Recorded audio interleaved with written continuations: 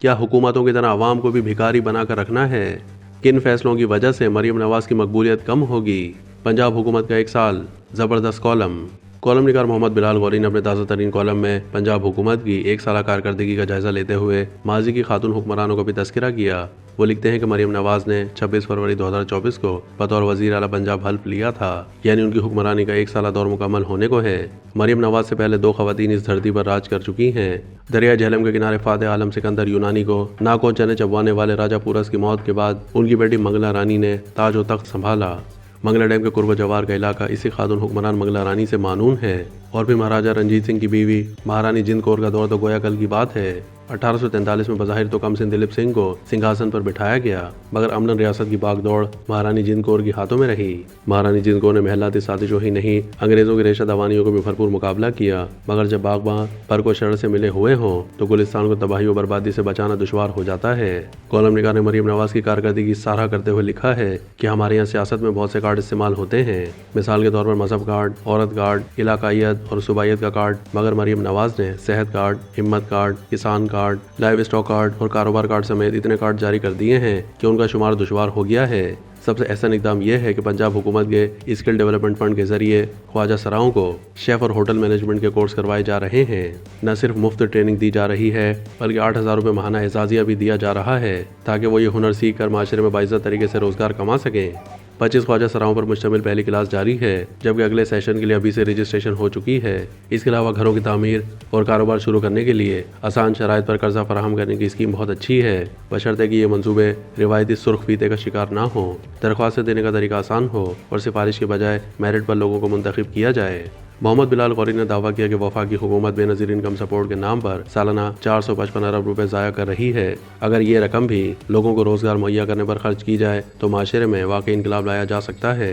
اگر یہ 455 ارب روپے بلا سود قرض کی صورت میں فراہم کیے جائیں اور 10 لاکھ روپے ایک درخواست گزار کو ملیں تو 1 سال میں 4.5 لاکھ افراد کاروبار شروع کر سکتے ہیں، اور ہر فرد کے یہاں 2 لوگوں کو ملازمت ملے تو مزید 9 لاکھ بے روزگاروں کو نوکریاں مل سکتی ہیں۔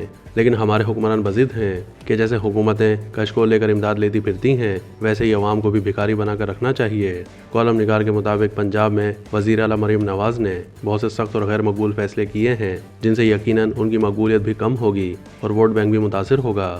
مثال کے طور پر تجاوزات کے خلاف آپریشن بہت ضروری تھا۔ ہر حکومت اس خوف سے پیچھے ہٹتی رہی ہے کہ لوگ ناراض ہوں گے، مگر مریم نواز نے نتائج کی پرواہ کیے بغیر یہ مہم جاری رکھی ہوئی ہے۔ ہمارے یہاں ہر خرابی اور برائی کو غربت کا گڑھا کھود کر دفن کرنے کی کوشش کی جاتی ہے، مگر موٹر سائیکل سواروں کو ہیلمٹ پہننے کا پابند کرنے کی کوشش کی جائے تو کہا جاتا ہے کہ عام آدمی پیسے کہاں سے لائے، مگر کوئی یہ نہیں سوچتا کہ عام آدمی موٹر سائیکل خرید سکتا ہے تو ہیلمٹ کیوں نہیں لے سکتا۔ تجاوزات کے خلاف آپریشن پر بھی یہ دہائی دی گئی کہ بیچارے چھاپڑی فروش کدھر جائیں۔ سبحان اللہ، کل اگر قانون نافذ کرنے والے ادارے چوروں اور ڈاکوؤں کے خلاف کارروائی کریں تو تب بھی یہ استدلال اختیار کیا جائے گا کہ پولیس بہت ظالم ہے، بیچارے چور اور ڈاکو پکڑ لیے، اب ان کے بچے کہاں سے کھائیں گے۔ محمد بلال غوری نے مریم نواز کے اقدامات کی تعریف ایک اہم مسائل کی نشاندہی بھی کی۔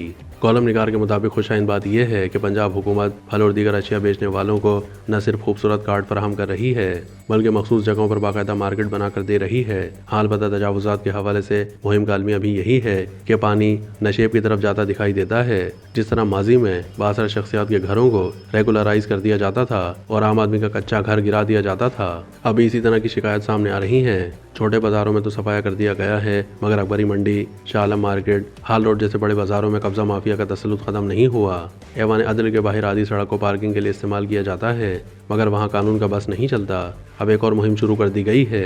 کالم نگار کے بقول وزیر اعلیٰ پنجاب کی ہدایت پر عظمیٰ بخاری صاحبہ چادر لے کر تھیٹرز میں چھاپے مار رہی ہیں، فنکاروں کو ہراساں کیا جا رہا ہے۔ یہ وہ طبقہ ہے جو اپنے گھر کا چولہا جلانے کے لیے بادل نخواستہ اس دلدل میں اترتا ہے۔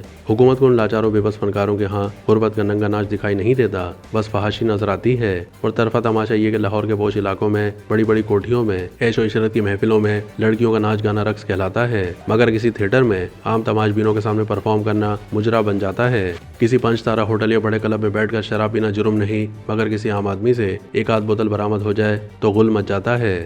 کالم کے اختتام میں بلال غوری نے وزیر اعلیٰ پنجاب کو ایک مشورہ دیتے ہوئے لکھا ہے کہ مریم نواز صاحبہ نمائشی اور سطحی نوعیت کے اقدامات سب کرتے رہے ہیں، ان سے کچھ حاصل نہیں ہوتا۔ لوگوں کے بنیادی مسائل حل کرنے کی کوشش کریں۔ اور ہاں، سب سے اہم بات یہ ہے، اگر آپ کا خیال ہے کہ ترقیاتی کاموں اور گڈ گورننس کے ذریعے لوگوں کے دلوں میں گھر کیا جا سکتا ہے، تو شاید آپ کی سوچ کی سمت درست نہیں ہے۔ اس قوم کو بیانیے کی لت لگ چکی ہے، صرف تبدیلی لانا کافی نہیں ہے، باور کروانا بھی ضروری ہے۔